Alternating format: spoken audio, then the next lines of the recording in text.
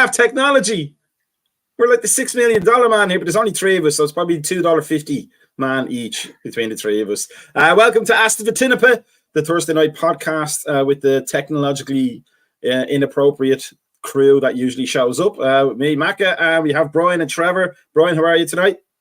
Doing great. Trevor, how are you tonight? Not as cheery. I'll go with hanging in there. Hanging in there works. And we have greetings from Alan straight away. Good to see Alan again. And let's get it out of the way before there's any questions asked from Alan. Go ahead, Trevor. No plant. Never will be a plant. We never saw a plant. It was all a mirage. It was an illusion. It was the greatest trick I ever pulled. Last words of the plant. Talk about some Kaiser Sose stuff here. The Kaiser Sose of plants. So here's what we're going to talk about tonight. Just a simple show. We're going to talk about the Bournemouth game. It was a good game overall, but we'll have a chat about that. We'll talk about the Luton game at the weekend. And we have Macka's moral dilemma, which we're renaming the threshold question because tonight is a genuine moral dilemma. But we'll start first of all with the Mirage. I'm the Mirage, Alan. I'm not really here. This is all AI. In fact, that's why it's working so well this week. The Bournemouth game, League Cup into the quarterfinals, 2-1. Not an easy game by any stretch. We might have had most of the possession, but Bournemouth gave as good as they got. But we did get to see Gakpo get some more minutes. We did get to see Nunes scoring a fantastic goal after being mocked by the Bournemouth fans for his bad touch.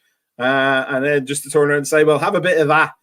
And then Queeveen Kelleher getting more minutes, but not exactly as we think we discussed in one of the post matches.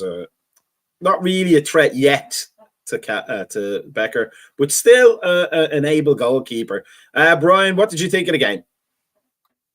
I thought it was there were some moments in the game where I thought that, they were hitting us on the counter some right there, but I think we just basically handled it. We had a pretty mixed bag of squad, so I was good with what happened with it. I think probably my biggest up on there was Kwanzaa. I thought Kwanzaa was amazing in that match. It's the kid is like 20 years old and he has the head of a seasoned center back. So I think that we have a future Rio Ferdinand type player on our hands. So I think that we had to kind of grasp and lead him so he slowly gets those minutes instead of throwing him into a threshold like we've seen other players. But other than that, I saw a mediocre Trent.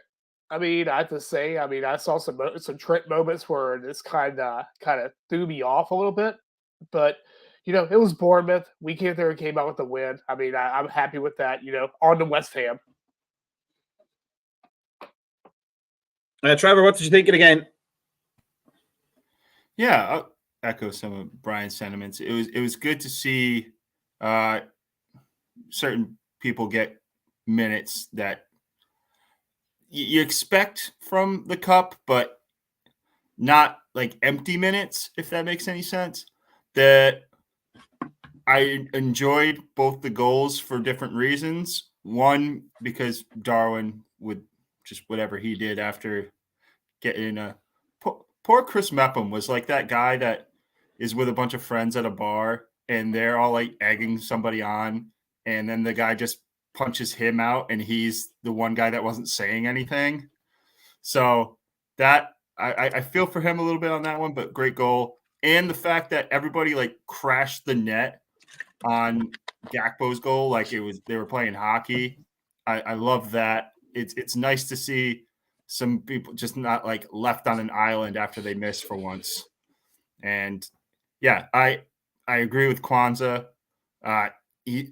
I'm not going to like put him on that pedestal yet, but poise is the only words I can bestow upon him for a person of his age to kind of just never seem rattled is really, really just refreshing.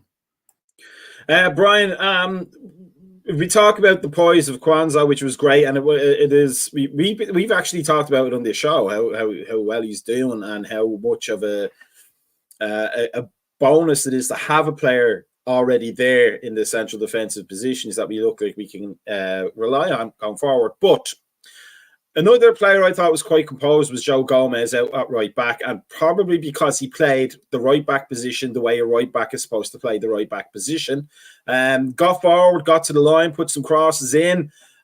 Is it a case that if we accept that he's not Trent Alexander-Arnold in terms of his passing ability, etc., that we actually have quite a good right back that other clubs would be quite happy to have? I mean, honestly, I think that that Gomez is probably more sound defender at that right back slot than Trent is. I mean Trent. I watched him go there and get done in a couple of times in that match. I mean, just like and get ran past, and then let crosses come into the box that probably shouldn't have been. That shouldn't have happened. I mean, as far as Joe, I would prefer Joe Gomez probably at a right back versus his natural position of being a center back, because I think that he, while he doesn't go there throwing all these like crosses that you would get from Trent, he actually goes there and secures that whole right side. And I think with him, that partnership that he has on the right side with Matip was looked really nice. I mean, that was pretty solid, and I think that was able to go there, let Kwanzaa go there and have that little bit of that little bit of space that you would allow him to go there to to prosper in. But yeah, as far as Alan's question, I had to shave for Halloween, so yeah, I'm clean cut right now for at least a week. Trevor, you clearly haven't shaved your beard off, so I'll ask this question to you. On the opposite side of things, like we like to see Tsimikas do well. He seems like a good kid, and he said it in an interview during the week, I believe. Like whoever's between him and Robinson's fee, whoever's doing the business will get the job. However, there was a period where we were trying to play the ball out of the back and it kept breaking down, and it was more or less because Tsimikas kept trying to play the ball out of the back rather than maybe send it down the line when Bournemouth were pressing. And there was also a point during the game where Klopp called him over, I think, and then had some words with him about whatever it was he was doing. Is it the case that if we can be happy with Joe Gomez as the stand-in right back, do we still need a better player than Tsimikas to stand in for Robertson? Sorry. Yeah, I think Tsimikas' issues, it has to come to a bit of like self-awareness every once in a while. And I'm not saying that if like the coach tells you to go out there and like, oh, we're playing it out the back, we're going to do this, that, and the other thing, that you don't do that. Like you intentionally don't do that. But if you're like 3 or 4 misplaced passes, or a couple times you get caught in a double team, which happened to him one time and it almost really cost us. Yeah, maybe just go, hey, coach, I'm just going to fucking lump it upfield until I get my feet under me and I kind of get those couple passes where I get my confidence back. Because if I keep on this path right now, I'm going to fuck up even worse and bad things are going to happen. And this little polite conversation that we're having is going to turn to you ripping my head off. So I'm going to just try to avoid that as much as humanly possible.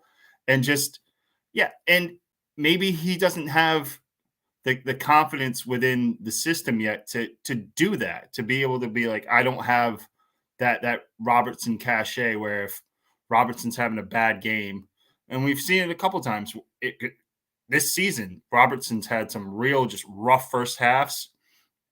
And then like the second half, he spends like 15 minutes where he just doesn't go anywhere. And he goes and makes a couple good tackles and kind of just gets his legs back under him. I don't think Costas has that gravitas within the team yet. And maybe with this run that he's going to get, maybe he's going to just get that little bit. He's not there yet, obviously. But if we give him a couple more games, and if he doesn't build up into it, maybe that is the impetus to January, go get somebody else that isn't going to be as afraid to kind of just assert themselves in different points of the match.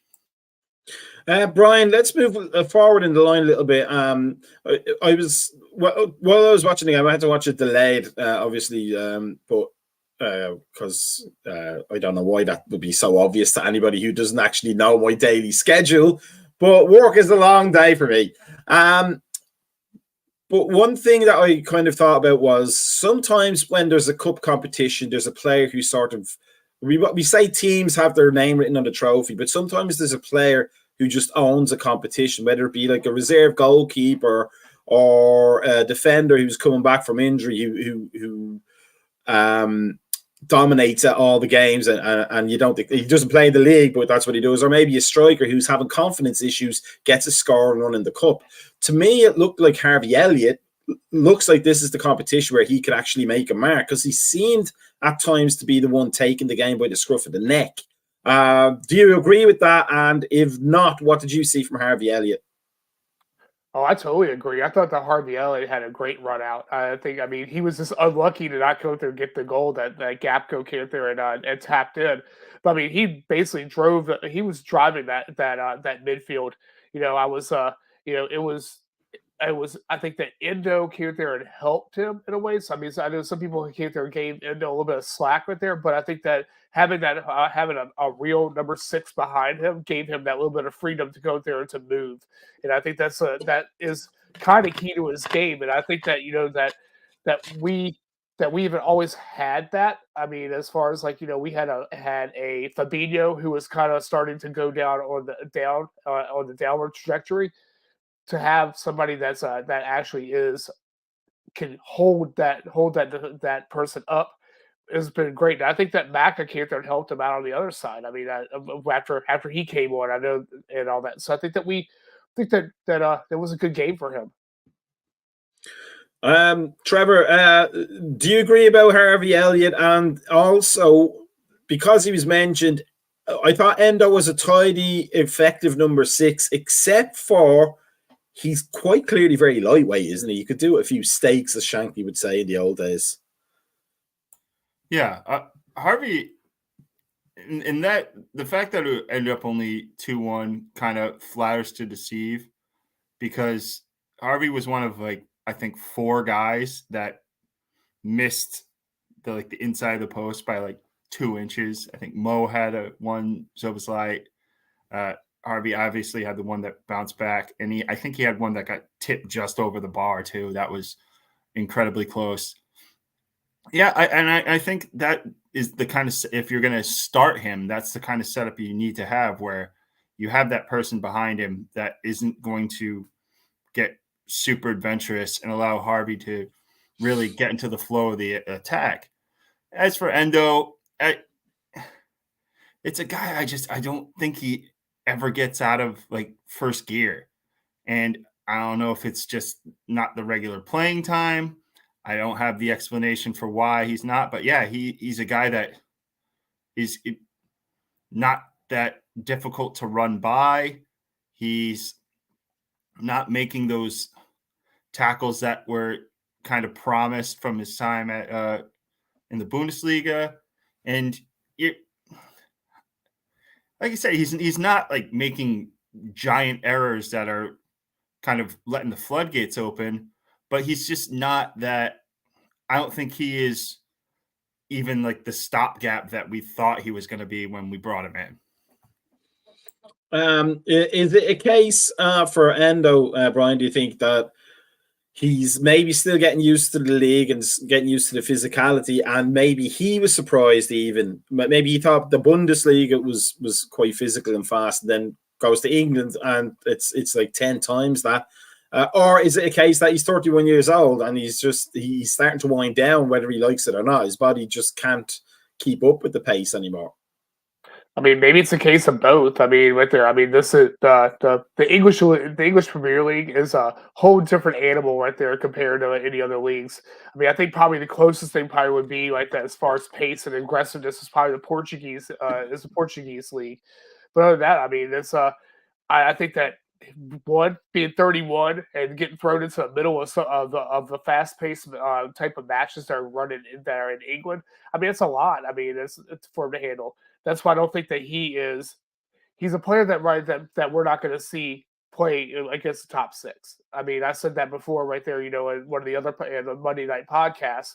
I mean, he is a somewhat stopgap. I think that I don't think he's able to go there to handle some of these things yet. I mean, could it happen? Sure, but I don't think it's going to happen. I don't think that he is going to get that opportunity, especially if we could go there and get Andre in here in January. I think that Endo's game time is probably going to start dwindling down a little bit to where he's going to be basically playing cup matches that we have around. I mean, not even against top tier cup matches, just like the the Europa League already done stuff, or our League Cup matches that if we get past West Ham, have to play another side, like one of these bottom sides that are in here. But I think that, I mean, he basically is a stopgap until we can figure out what exactly we had. I mean, our main people that targets got taken from us. So what can we do? Trevor, and I'm going to ask you this, and then we'll pass to Brian for the same question. But United are out, which was great and funny. City are out, Arsenal are out. Is this a competition that we should now into the quarterfinals with West Ham up next? Should we be going, let's just win it? Let's just go and do everything we can to win it? Or should we still play like that mix at this stage of the game? Because it looks very, very winnable. I'm almost thinking, I don't know whether we can do it through I think it's still random draw that we might end up with Everton, which would be great in the semi-final or final. But is this a competition that Klopp should be sitting there and go, like, now, let's definitely win it? Yeah, I think with the way everything has broken down, especially if I'm not saying going full guns blazing against West Ham, but if we get Newcastle in the semifinals, I don't know, however it shakes out, that's something where I think it's something where you just got to go for it at this point. Get that trophy in the case. Come on, Port Vale. That's yeah. There's no excuse to kind of bow out and pussyfoot around this at the quarterfinal stage. I don't think there's nothing that could be put as like a reasonable explanation for throwing away this opportunity right now. Oh, well, we have to get these guys in rotation, or it's just the League Cup. I hate that excuse where everybody's going to be like, well, how many trophies have you won? When you have a chance to win a trophy, it's like, well, not that one. We want to just win that one, but it counts, and there's just tons of hypocrisy getting batted back and forth. Just go and win it. At this stage, with what you have ahead of you, go and win it. Brian, what do you think? I think we're going to see just a little bit of a ramp up from what we saw from the past part of this there right here. I don't think we're going to go there and throw out our main starting 11 because I think that the league is our priority. I mean, we have to go there and get into this back in the top 4. I mean, there's too many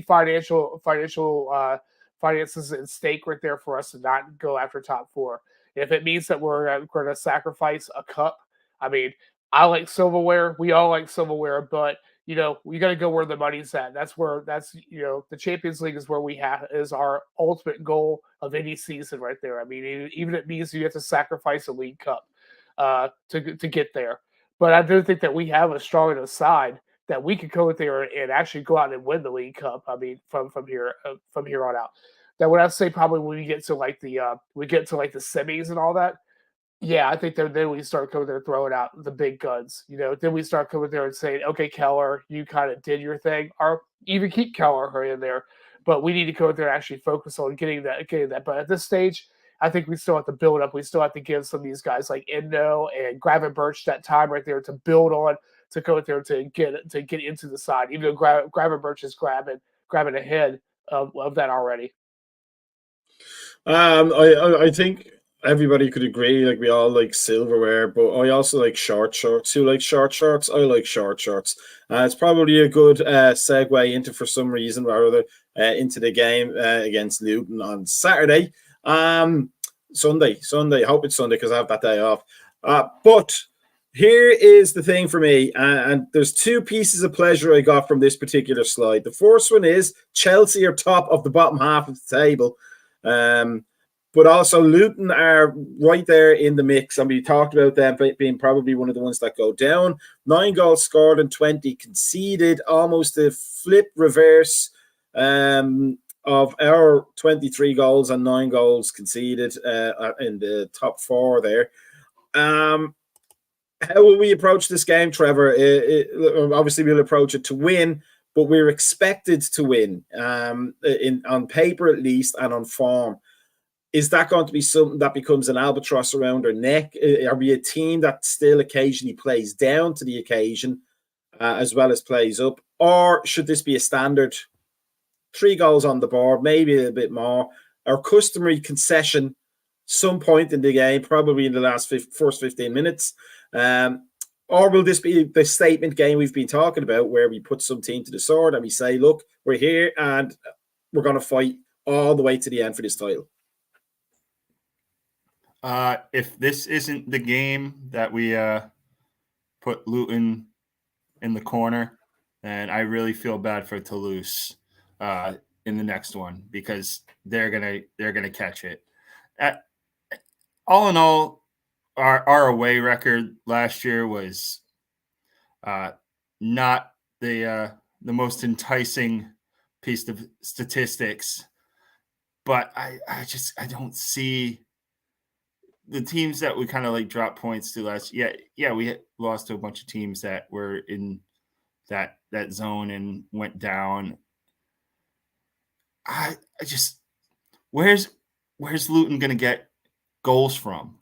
There's so many bad teams to like worry about, because they can go and get a goal. They have a guy that can go consistently get a goal, or they have wingers that can really just cause us issues when Trent and Andy get too far out of place. That Carlton Morris, I don't see anything to be particularly scared about with him. Granted, watch now, he goes and gets 2 and tells me to shove it up my ass. But either way, that's something that I need to see before I fear it. We're not in the woods. I don't have to be scared of the nothingness. I don't fear Luton until I need to. Brian, in terms of the attack, let's say Gakpo scoring, Nunes is scoring, Salah is scoring. Is there a case for the 3 of them being on the pitch at the same time from the start?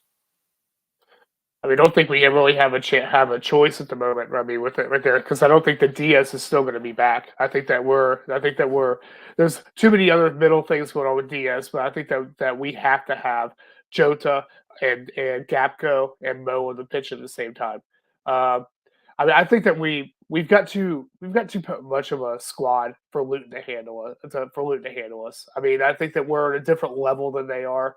I'm not like Trevor said. I don't fear Luton. I don't think that Luton has the offense to go through us. I think that we're fine. And I think that that's the only offense we're going to have. Where they shuffle at, I think the Jota out on the left is fine. I think they worked well together through there. I just don't know what to do with as far as like Gapco and Nunez goes. I don't know. Right now, I'd still have to go with Gapco. I think that Gapco is a better person to start off matches, and I think that Nunez is a better person to come with there toward the end of the match. I think they're just when we've already hit them enough times that they don't know what to do. Trevor, for the midfield, we've got Gravenberch, we've got Elliott, we've got McAllister, the other Macka, we've got Jabo, for that is his name. We have Curtis Jones. We have an embarrassment of riches of healthy players. Not pointing any fingers there, Thiago. Of healthy players who are good, who have proven themselves this season and shown that they can play a huge part in our season. Would you swap places with Klopp having to pick a midfield? I'm not forgetting Endo, by the way. Just he's not on the attacking side, like. But there's enough options in there. Would you like to be Klopp having to disappoint one or two of those players coming every weekend? Well, with the way it's going to go Sunday, I think they're all going to end up playing. So I don't think he's going to. They're either going to, whoever doesn't start is going to come off the bench because he's going to be able to just completely hockey shift that midfield when we're up like 3 goals. I think, and we've talked about this across all our shows. It may be one of those things where Harvey gets that league start, because every time he comes in, he just like brings that energy, and he does like one thing wrong, and then everybody's going, oh, that's why you can't play him there. Oh, that's why you can't match him up with this guy. How is he going to learn if he's not getting these opportunities to kind of just, learn and deal with these new players, especially Szoboszlai and McAllister, who are going to give him so much support, but also track back, which was not always the case last year when he would make a mistake and then there was just an absolute desert of space in the middle for a counterattack to come in. I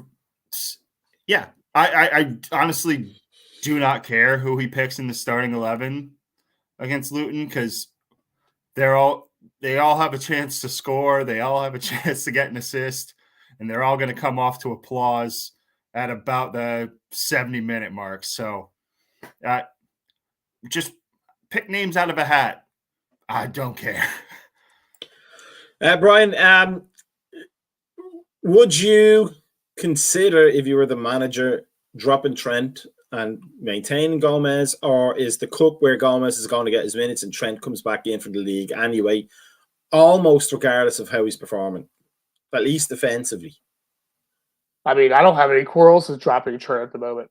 I really don't. I mean, I don't think that Trent's got his head's right at the moment. I mean, I think if they may go there and cause even more hardship against a player for getting dropped there, but I think that Gomez provides a better defensive right back. I mean, at the moment, until we get to a point where we can reshuffle this how our formation. I mean, Trent is going to be kind of a detriment to us. I mean, I've seen moments where Trent can defend. I mean, and he goes back and backtracks, but then you see moments like where you watch Trent and he's lost. I mean, even like there with some of his free kicks. I mean, he's like killing the wall. I mean, it's every single free kick. I mean, those free kicks that we saw over the past couple of years, we haven't really seen those. I don't even. When was the last time we actually saw Trent score a good goal off of a free kick? I mean, it's been a while for me. I mean, I think that that sometimes a player needs a reset. And I think that the whole not getting picked by England thing right there has affected him. I think that he's just got so many different things going on in his head right there that maybe he needs a quick reset. But I mean, I'm okay with Gomez, especially in matches like this. I mean, I think give him a run. I mean, he's played a couple matches. Get him a couple matches behind him right there, so he feels like that he's wanted on here. I mean, he's 27 years old. He's in his prime right now. Play him. Trevor, obviously Salah will play, but is there a case for ever taking him out and giving him a rest, or is he the one player that you really need to make sure apart from Becker, but even now and again, there might be a game where Becker might not be needed. You can probably stick Adrian for me and Jamie. And then, because you're not going to have any shots against you. But is Salah the one you kind of have to keep him playing, because if you don't, he might slow down more than you think he would, or he might mentally get into a strop, which he doesn't seem to really do. Or he might just lose his form. Just, some players, they need to be playing every week and getting those chances, and then when they stop playing for whatever reason, it never comes back. Or is he just, it's just here's the team sheet, Mo Force, there we go, let's go on for the rest of them. We'll, as you say, pick names out of the hat.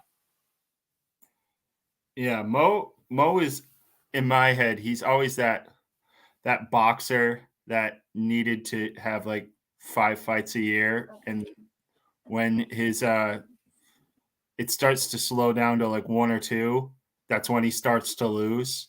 I think he just needs to stay busy, and I don't mean that in a derogatory term of like, well, he's just out there because he's gonna piss and moan if he's not. I think it just plays to kind of his not like his work ethic, because that just paints a different picture. But I think just the way he functions is if he played, and that's why he even comes in as subs in these games in Europe when it's already out of hand. He comes in because I think he just needs it. I think he's sitting there like a kid in the back seat on a road trip, and he's just like, "Hey, can I get in now? Can I get in now? Hey, coach, can I get in now? Can I go score a goal now, please? It's the 68th minute. It's close to the funny number. Can I go in now?"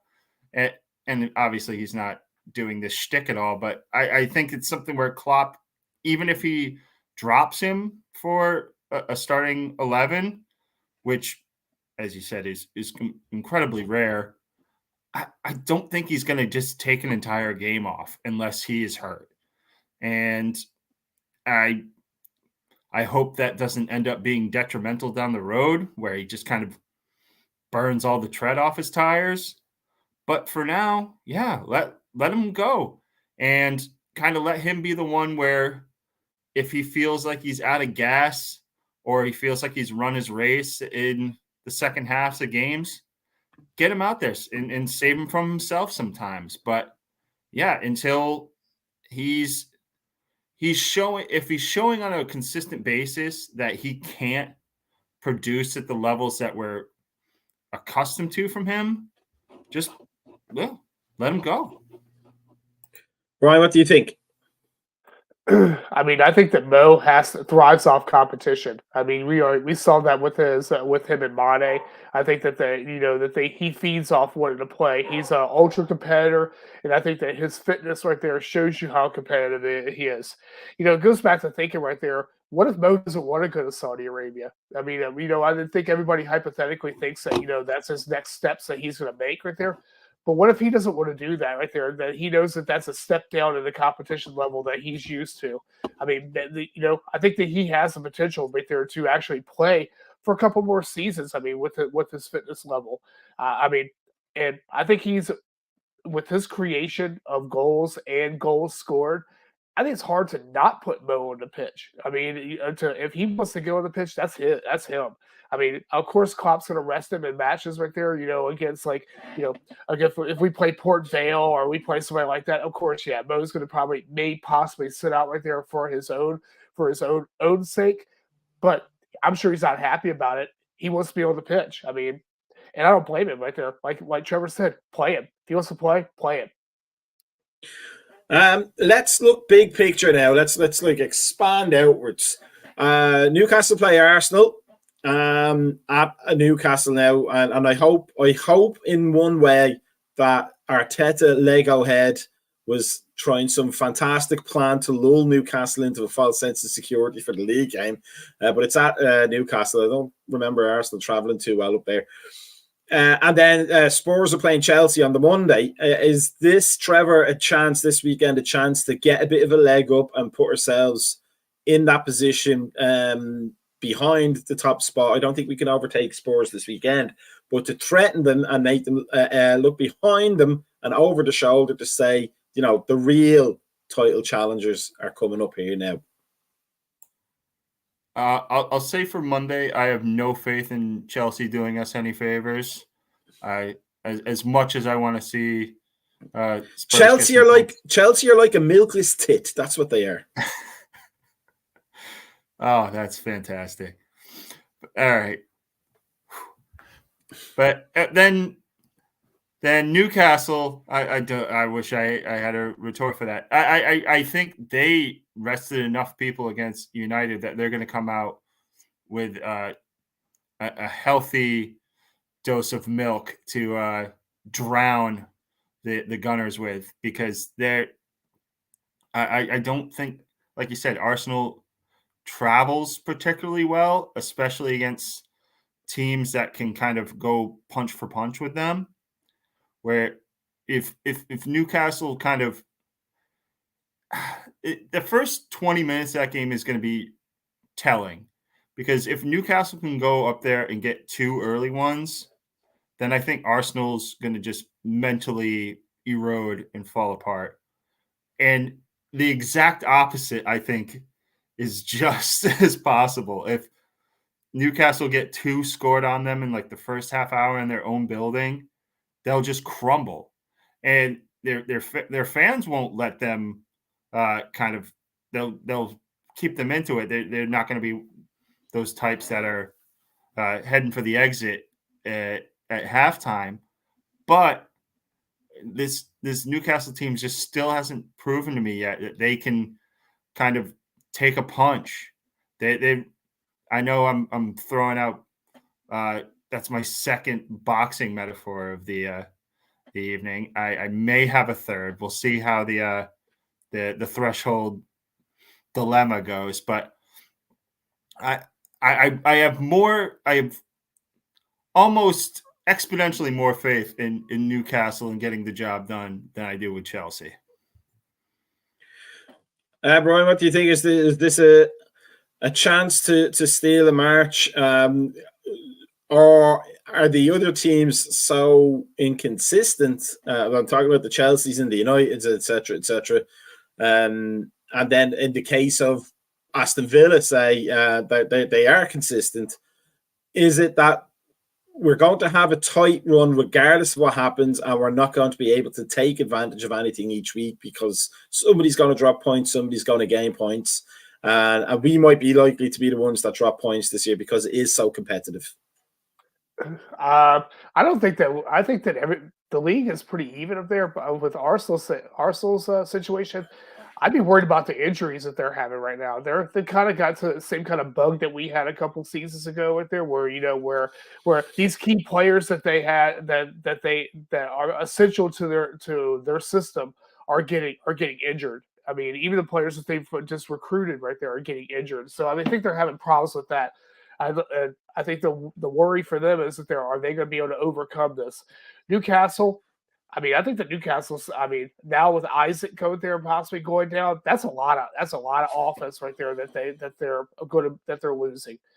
So I mean, it would be nice to go there and see a draw on that match because I think that we can take advantage of that situation. But Chelsea, I don't even know who Chelsea are. I mean, they spent all this money for a disjointed mess. I mean, there is no chemistry with that squad. I mean, there's nobody in that squad right there who I'm envious of having on our side now. I mean, players that we relate to, I'm glad they didn't come to us with them. If this is the way that the cohesion that they have with other players on the squad, I think we were much better off. But I mean, will we drop points? I mean, possibly with 7:30 matches against Man City coming off an international break. Sure. I mean, that's probably not the most ideal situation for us to be in. But, anybody can win in a football match. I mean, but I think we have a pretty strong squad right now. I think that we have lots of opportunity to gain points. We beat a very good Villa side. I mean, handily. I mean, so I think that we're okay. I mean, I think that we're going to be all right. I think that we're, easily a top 2, 3. I mean, hopefully. I mean, I think that we are very, very much achievable. Is it possible that Arsenal's injuries have occurred because Arteta keeps dropping Legos all over the shop and the Arsenal players keep stepping on them in their bare feet? I think that's possibly it, Trevor. What do you reckon? It's a good a theory as any. Because we don't know how many hairs he has, and as if those are the ones that have the real spiky ends, so they'll just stick in there, and then you have to have the physio rip them out. Whereas if you just step on the blocks, it's like it's those little cogs right there. They're the bad ones. I thought you said cocks there for a second, Brian. I was wondering what kind of Legos you're going to be playing with. Yeah, those are the ones the French Lego. Yeah, those are the ones that you buy at amazing.net. The Cox Lego set. So on that note, let's get to Macka's moral dilemma. Here's my dilemma, and we have a little bit more time to talk about it. That's why we're doing it so early. So here's the scenario. It's a sliding doors type scenario for both of you. You wake up tomorrow morning and you have to make a decision, and Liverpool will go out of existence if you don't make this decision. You have to either swap Jordan Pickford for Alisson Becker or Bruno Fernandes for Mo Salah. Which choice do you make? That's the Sophie's choice I'm talking about. This is the real deal here, kids. This is the kind of philosophy you don't get at college. Probably because there's no college that does philosophy of soccer, which there should be. But that's the question. Trevor, we'll start with you. All right. And I'm going to do Bruno for Mo, because the beginning of Bruno Fernandes' tenure at Manchester United was pretty damn good. Right? I think he had like double digits in goals and assists. And now, if you get 2 years of that, and then you get the wine and the bitching, I don't think Jurgen Klopp's going to make him the captain. He's going to get rid of him. So I think that's, as much as it would mean no Mo. I think I could live with that a bit more than the absolute baby arm Pickford slapping balls into his own net. Because we had that. That's because he has those cock Legos again. Yeah. When we had that one real shit run of keepers that kind of like scarred me at that position, where you're seeing concussed Karius and Mignolet trying to kick a ball and turning into Charlie Brown. That you're just, I want Alisson as long as I can have him. And I'm sorry, Mo, where you have to stay at Roma. I'm sorry, brother. Brian, before we ask you your choice, let me just sell Pickford a little bit. When he retires, he could take over as Mighty Red.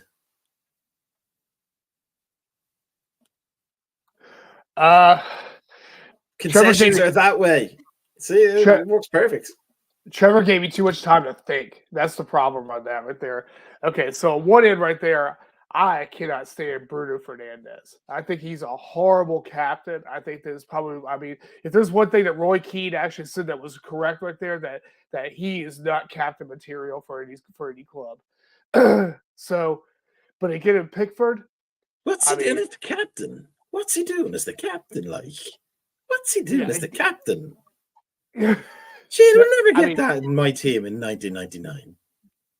That Roy Keane. High-pitched Roy Keane. but then you get with Pickford with the flapping around and stuff like that.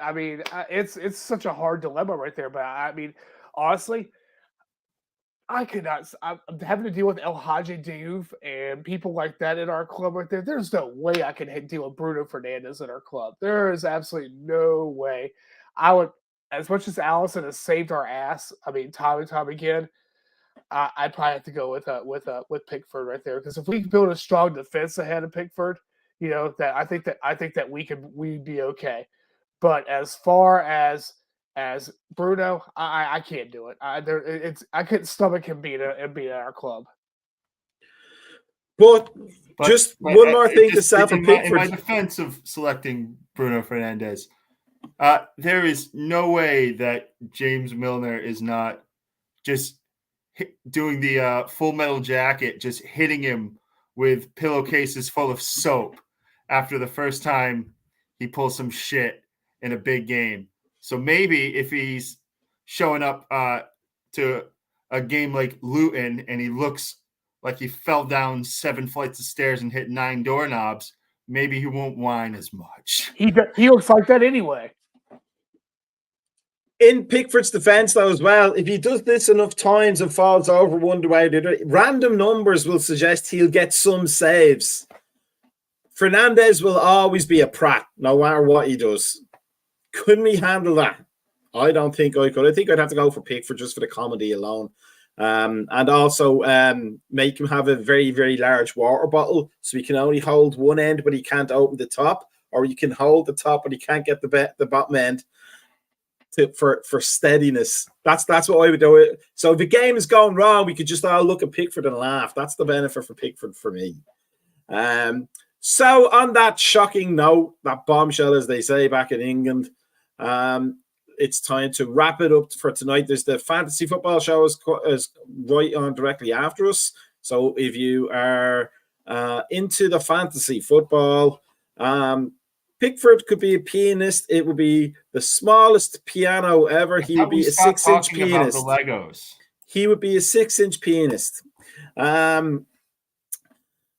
Yes, the fantasy football shows. If you're one of those people who has the time each week to sort out your team, like Harry apparently did this week and did quite well. That's the show for you with Gali and the Polish Prince. Make sure you are watching our morning coffee, sponsored by Reckless Coffee, tomorrow morning. And then keep an eye out for pre and post match shows for the game this weekend. Also, you must like and subscribe. Smash the button, or if you've just bought a new desktop, tap it very, very gently, or if you have a newborn baby that's asleep, tap it very gently. But make sure you're liked and subscribed on YouTube, Facebook, X, the artist formerly known as Twitter, Instagram, MySpace, Bebo, and the Pony Express, whichever your media consumption vehicle is. Make sure you're following us. Make sure you're on our Discord channel so you can see the madness in real time, daily, nightly, and weekly.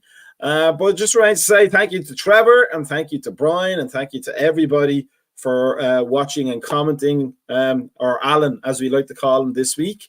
And we are going to say peace out before we go to the show with our traditional 70s porn music. So peace out, everybody.